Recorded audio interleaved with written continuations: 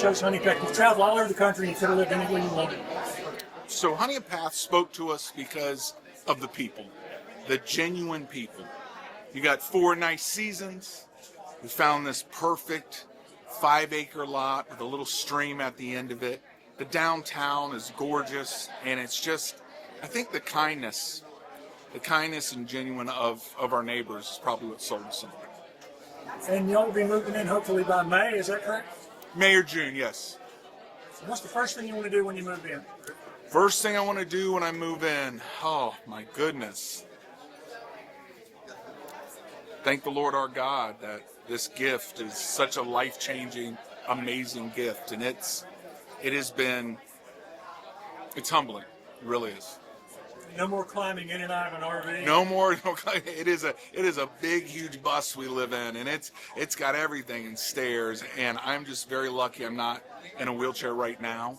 But I've had so many different surgeries, and you jump out of planes for so long, your body starts falling apart really quick. As y'all travel around, I guess you'll continue to encourage people to be a part of this organization. Oh, of course. So Homes for Our Troops is I like to say it's all go and no show. They build the best homes. It is the most solid home.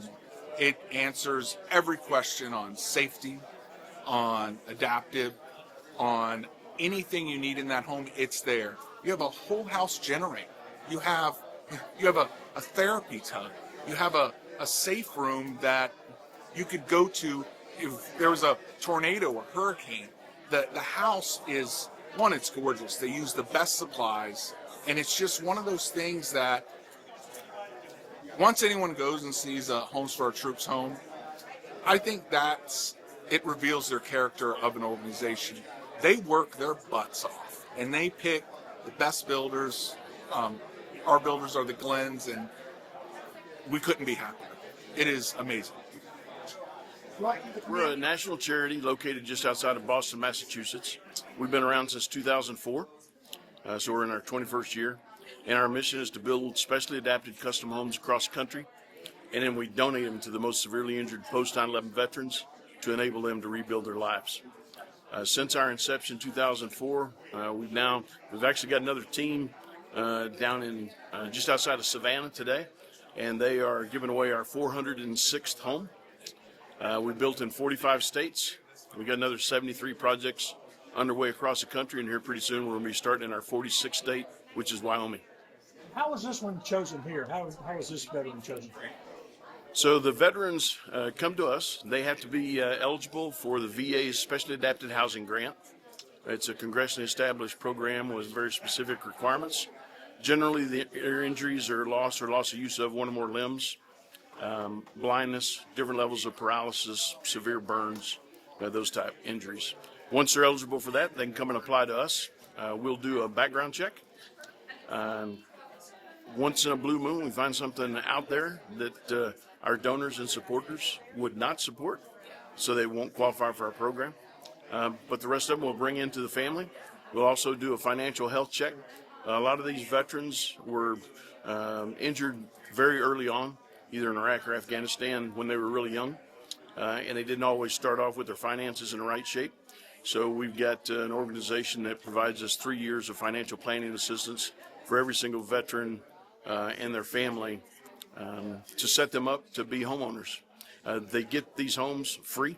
They don't have to pay anything for the homes, but they become homeowners. So they'll pay the property taxes, they'll pay utilities, they'll pay all the upkeep for the homes. One of the most unique things about us is our veterans choose where they want to live. So Daniel and his wife Kristen could have chosen to live anywhere in the United States they wanted to, but it chose here in Honea Path in South Carolina. Love the area. They've actually been living in a motorhome, RV for the past 8 years, traveling in the United States, and they are truly ready to be living out of a home for a change.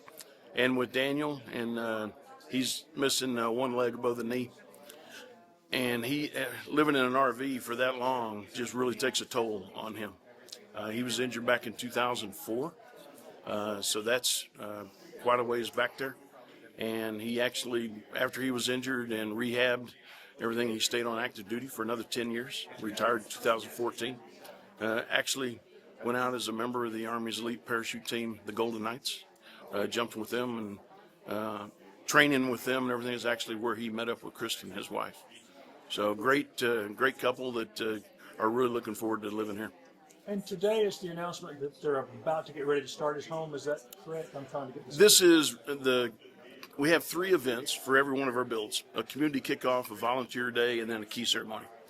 The community kickoff is normally early on in the build, and it's to introduce the veteran to the community and vice versa, and also introduce the community to us as to who's doing this for them. This build is running quite a bit ahead of schedule. We've got a great builder here that is moving out. So if you went out to look at their home today, I'm imagining that we're going to have a volunteer day probably in the May time frame, and then give them their home in June.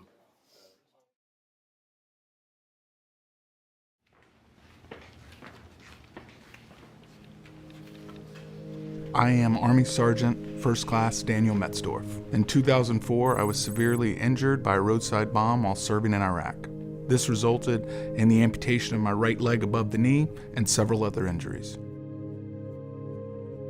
This is my wife, Kristen Metzdorf, and we met in a small sunglass shop in Yuma, Arizona. So I was out doing some training with the U.S. Army parachute team, the Golden Knights. I was the new guy, and she walked up to me and fitted my eyewear on my face. Guys had all told me that they were bringing the new guy in, and I was like, okay, that's cool, you know. There was a magic between us, and when we finally started dating about 10 years after that, all the guys that were in that shop that day said, what took you guys so long? So since I was 4 years old, I wanted to be G.I. Joe. I had come from a large family. There's 10 of us. 7 of us served on active duty, 4 Air Force, 2 Army, 1 Navy. I went to my recruiter with a rucksack on, and I got everything out of the Army that I wanted. I got to live my dream job, and it was amazing.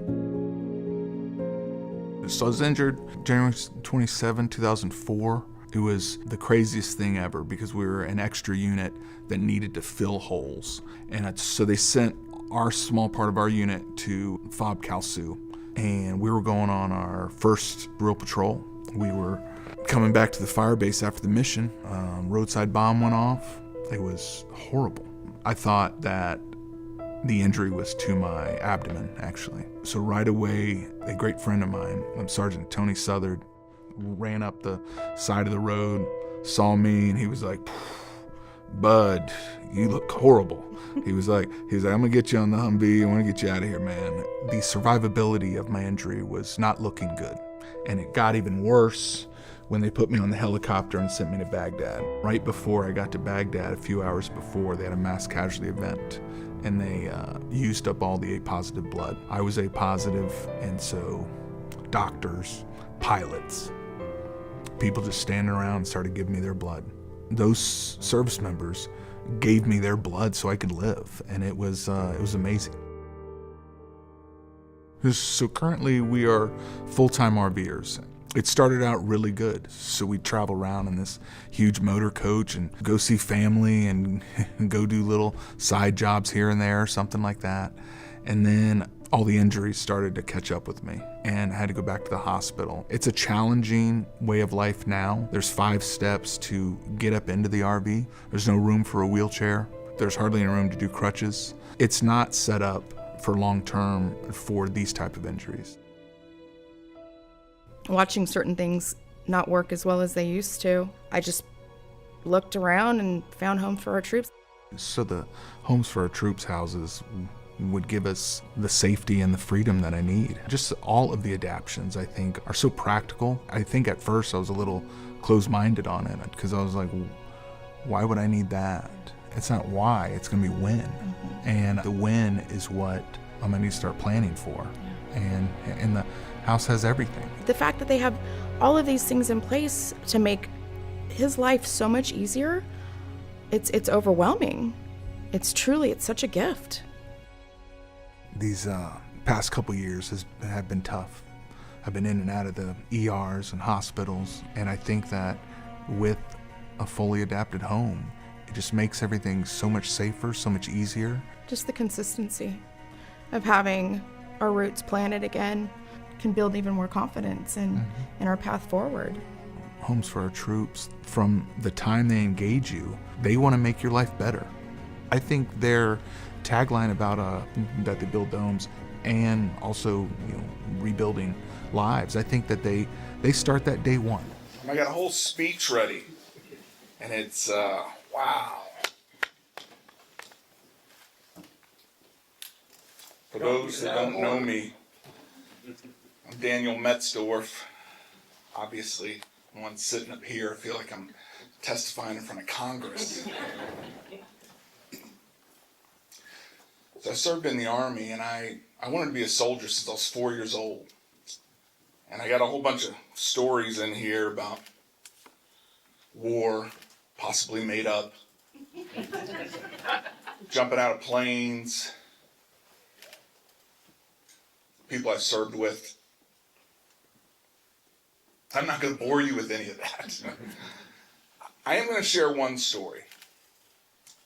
And this is a totally true story. For some of you that know me, you know that my career has taken a lot of different dog legs, if you will. It's 2005. I just remained on active duty with my prosthetic leg, and I needed shower bars in my shower. I needed handrails in my stairs in my house in Fayetteville, North Carolina, right outside of Fort Bragg, center of the universe. Obviously, you guys know that. And I called around to a couple organizations, and I didn't really get a response. And the Army was kind of new at this, hey, let's let a guy with one leg stay on active duty type thing. So they were a little slow on it. And I got a call one day. And this very agitated, dare I say, angry Sergeant Major was on the other end. And he said, Metzdorf, you've got a call in the general's office. I'm going to pick you up in 1 minute. He wasn't joking. He was right outside my office in 1 minute. He took me to the general's office, and not just any general. No, it was the commanding general of the 82nd Airborne Division, largest airborne unit of its kind, can deploy within 18 hours or less, fight and win upon arrival. I think you guys have heard this before. So I was escorted into the general's office. The general sat there in his chair behind his desk, and he's on the phone. And I heard him say, yes, ma'am. He just walked in the office. Can I put you on a brief hold so you can talk to him? So I couldn't have been more uncomfortable at that point. He set the phone down and put it on hold, and he motioned me over that I was going to go sit in his chair. I sat in his chair, and it was even more uncomfortable because I didn't know how to sit at attention parade rest salute, so I just didn't know how to do it. And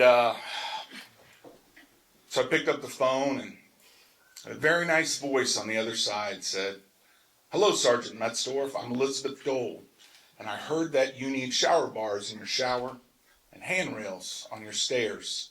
And I said, yes, ma'am, I do. She goes, I'm going to put you in touch with an organization that does exactly that. I said, thank you very much, and she ended the call. A couple days later, 2 gentlemen show up at my house, tool belts on, a really thick Boston accent. And I knew I wasn't having another YMCA party anytime soon, so I thought maybe they were there to put the shower bars in, and they did it all in one day. It was awesome, and they took me out to a nice steak dinner afterwards. Those gentlemen were from Homes for Our Troops. Homes for Our Troops was just starting out back then, and now they've built over 400 homes and rebuilt so many lives. In the Army, I learned it takes a team. It takes a team to win. It takes a team to accomplish anything. A team like the Glens, all their hard work and skill, to build that awesome home, working in the cold weather. We thank you so much. A team like Homes for Our Troops and their corporate partners and so many cheerful givers.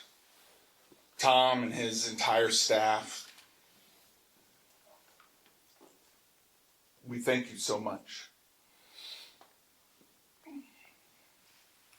Teamwork like our friends and family.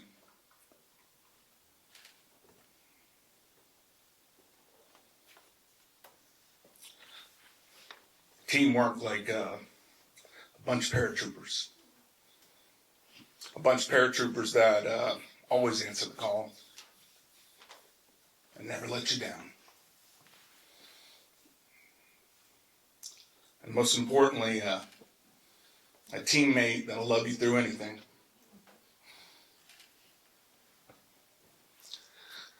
I thought this was going to be pretty easy. I'm about to pass out. In closing, I just want to say, on behalf of Kristen and I, this couldn't be more amazing, and God bless you all, and God bless America.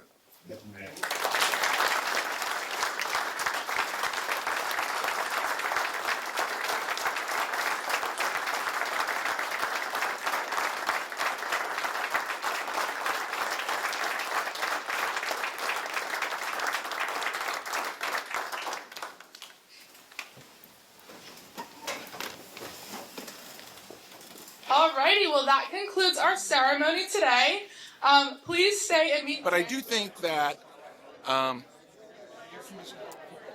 we'll take a year and find out kind of like how we fit into the community. But it is an awesome start right now. It's pretty amazing. Were you impressed by how many people showed up today for this event? This blew my mind. The amount of people that I served with so many years ago that are here today is a story in itself, is a movie in itself. The amount of paratroopers that are here today, heroes. I was just lucky enough to serve with icons, and that's who showed up today, the best of the best. And I think it just shows the support and brotherhood that you have in the Army.